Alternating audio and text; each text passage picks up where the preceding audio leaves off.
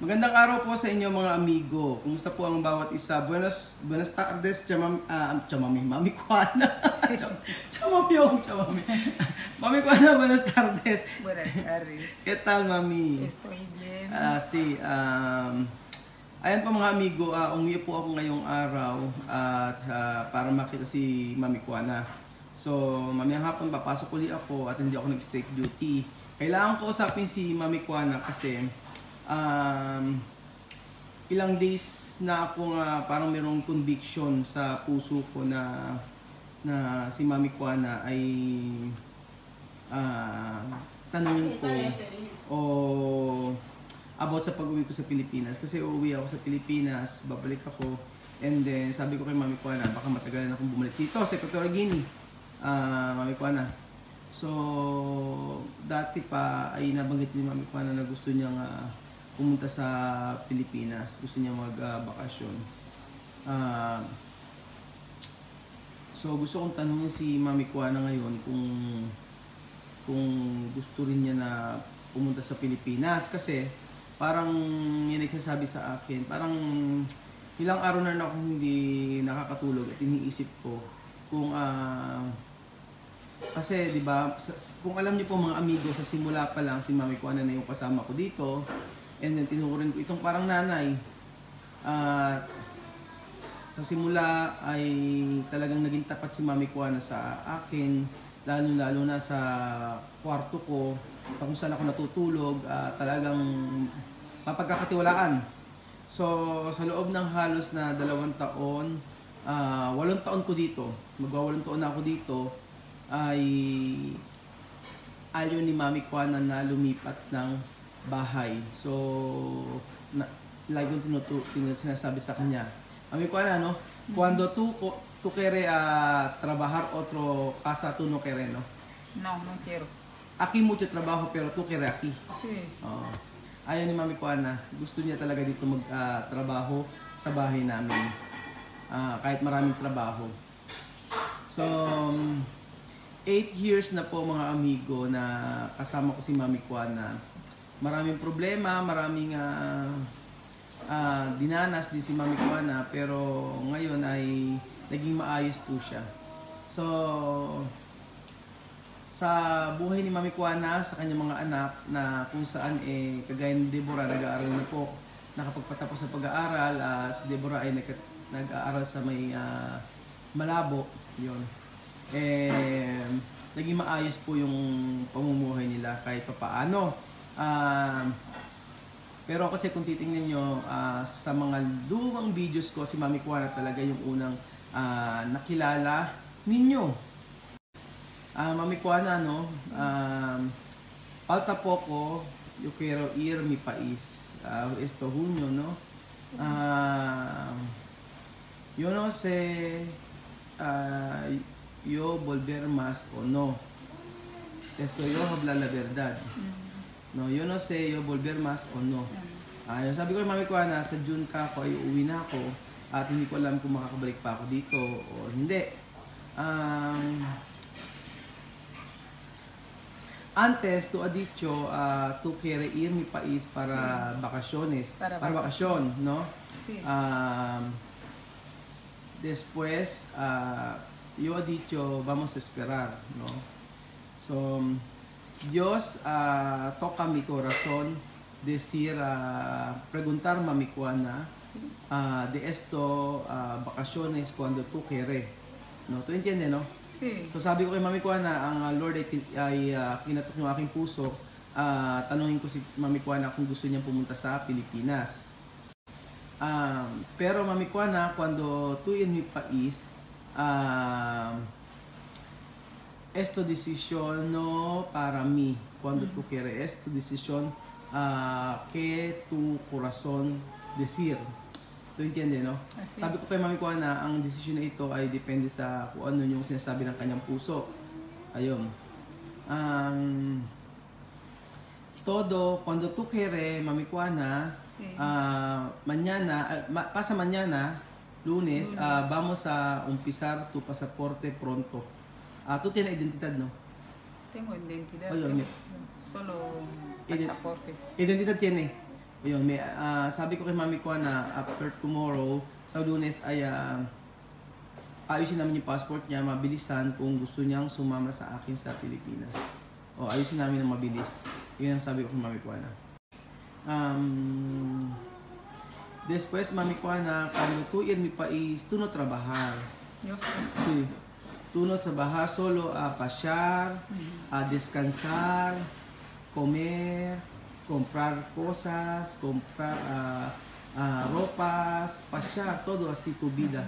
Cuando tú ir mi país. Yung sabi ko kay Mami ko na kapag sa Pilipinas, hindi siya magkatrabaho, ang gagawin lang niya ay mamamasyal, maglilibot, bibili ng mga damit, at que tú quieres más allí, que tú quieres comprar, no hay problema, no? Kaya sabi ko, kahit anong bilhin niya ay okay lang, sabi ko kay Mami Kuana. So, ang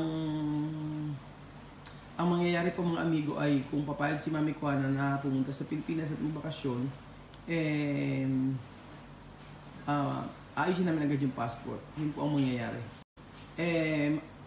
Mami Kuana, Sí. pwede to explicar tu querer ir mi país o porque antes tu ha dicho tu querer ir mi país. Sí. So tinanong kay Mami Kuana kung gusto niya punta sa aming sa bansa natin o ano, ¿qué tu decisión? ¿Qué tu quieres? Explicar todo. Porque yo antes sí. Mami Kuana, no, mucho tiempo tu trabajar aquí, no? Sí. Ayun pa pala sasabihin ko kay Mami Kuana, matagal na akong katrabaho dito. Mucho tiempo yo trabajar aquí, yo como mi madre. Yo como mi madre, ¿no? Sí. Yo tengo corazón para ti. ¿Por qué? Porque 8 años, yo saber tu trabajo. Así. Yo saber cómo, cuando yo quiero ayuda, Mami Kuana, por favor, así, tú hacer, ¿no? Todos. Así. So, yun, sabi ko Mami Kuana, para ko siyang pangalawang nanay. Para ko na siyang nanay at ang sabi ko sa kanya, pag kailangan ko ng tulong, ay nandiyan ka parate para sa akin. So, yun talaga ang naging isa sa dahilan kung bakit talagang gustong makasama si Mami Kuana sa Pilipinas. Yun nga, like sinabi ko kay Mami Kuana na wala siyang gagawin kung hindi maglibot at ma-experience siya yung gaano kasarap sa Pilipinas kapag namamasyal ka lang. O Mami Kuana, que tu quieres, sabi ko anong gusto niya. ¿Qué tú puedes decir? Lo que yo puedo decir es que antes yo quería ir porque yo no tengo cargo y ahora yo tengo una responsabilidad que Débora me ha dejado porque va a estar allí 3 años. Donde está 3 años y yo estoy aquí con los niños. ¿Qué niños? Niños de Débora. Tiene 2 ahora. Tiene 2.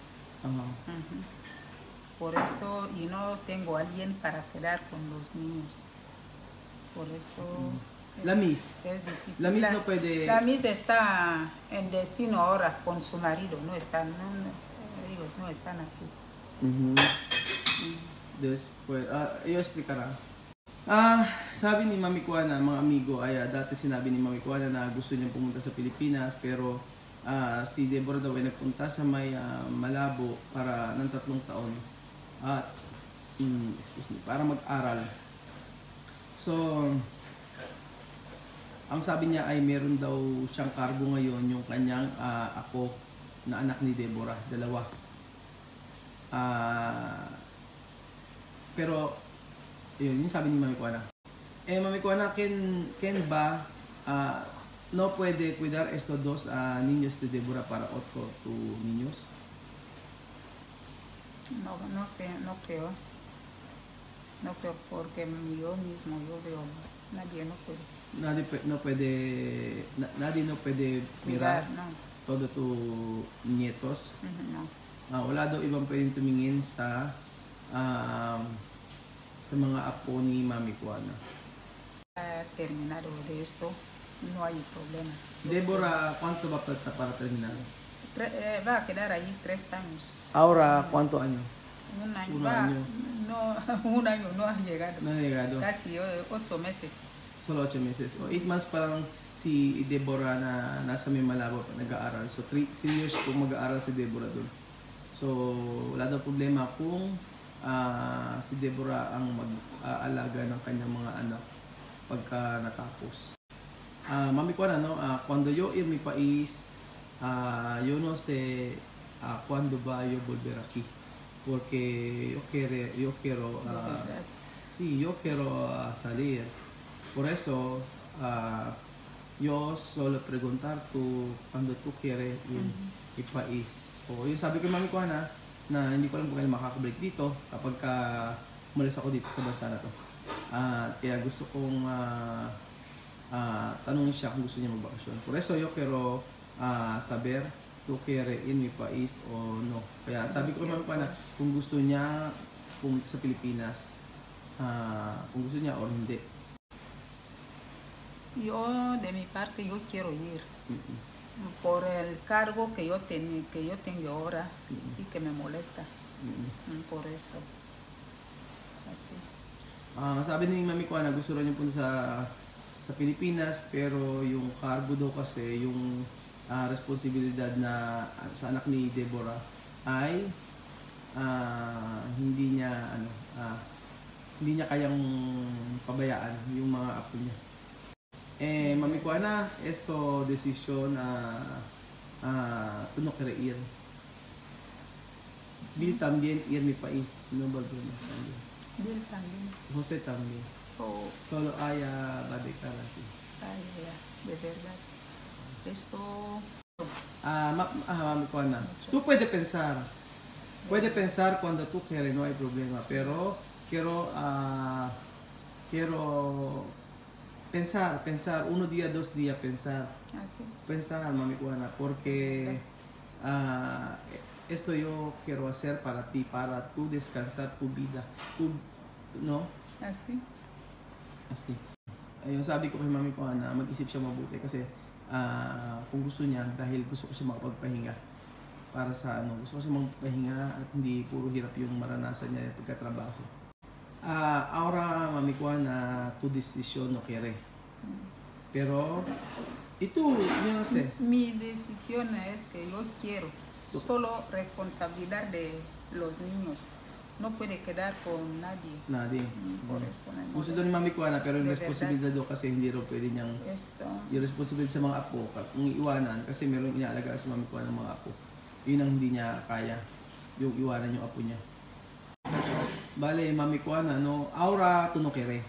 Tú quieres pero de responsibilidad. Sí. Pero mami ko na una semana o 2 días, 3 días pensar. Pensar, habla con Deborah, habla con tus niños, que tú quieres, que persona puede hablar para ayudarte. Pero de decisión, esto para ti, no? Esto decisión todos para ti. Ayun, sabi ko kay mami ko na mag-isip siya mga isang linggo o 3 days o basta mag-isip siya kung gusto niyang pumunta. Pero sa ngayon daw mga amigo ay ang gusto niya ngunit yung meron siyang responsibilidad. So rin, parang hindi po pwede. Gusto niya pero hindi pwede. Ganun po. Mami, no? Vale. Pensar después 1 semana o 3 días solo llamarme cuando tu corazón puede decir, ¿qué puede decir, no? No importa porque cuando tú aceptar no tiene problema, vamos a empezar tu pasaporte. Porque esto no difícil porque tú tienes identidad. Ayun, sabi ko kay mami ko na pag-isipan niya mabuti and then pagka nang yung mga esa semana no hay problema. Pensar. Sabi ko ngayong week pag-isipan niya kung gusto niya talaga na sumama sa akin. Kung gusto niya ay aaprohin namin yung kanyang passport. So ayun po mga amigo, antayin po natin at sabi ni Mami Kuana ay pag-iisipan daw po muna niya yung aking inaalok sa kanya. So anong decision man, at least magaan yung aking kalooban dahil sabi ko kasi mayroon conviction sa akin ng Lord na sabi sa akin na anak isama mo si Mami Kuana. Ganun. So ano man yung desisyon, tingnan po natin mga amigo. baka after 1 day, 2 day, 3 days o 1 week magbago din yung desisyon ni Mami Kuana kasi ang iniintindihan niya ay yung kanyang mga apo. So dito naman ay wala namang problema kung aalagaan yung apo niya ng mga kapatid niya or yung mga pamangkin niya or pamangkin niya o yung mga anak ni Mami Kuana. So isang malaking opportunity kasi ito para kay Mami Kuana para ma-experience niya. Kasi once in a lifetime experience lang po yung makapunta sa Pilipinas at ma-experience niya yung ganda ng Pilipinas. Mami Kuana, solo esto una oportunidad para ti para tu saber cómo va esto Pilipinas. Cómo ba avión, cómo ba ir con avión, ¿no? Si por eso pensar, ¿no? Voy a pensar. Voy a pensar. Isipin doon ni Mami Kuana kasi sabi ko isang opportunity ito para ma-experience yung Pilipinas at makasakay sa aeroplano. So ayun po mga amigo, yun po ang ating video for today at sana ay na-explain ko mabuti kay Mami Kuana at sana ay naliwanagan po ang lahat. Kasi sabi ko nga sa inyo, mahal ko si Mami Kuana dahil siya yung unang pinagkatiwalaan kong ginyana at siya yung unang in-accept ko bilang isang nanay dito sa bansang ito. Salamat po mga amigo at God bless po.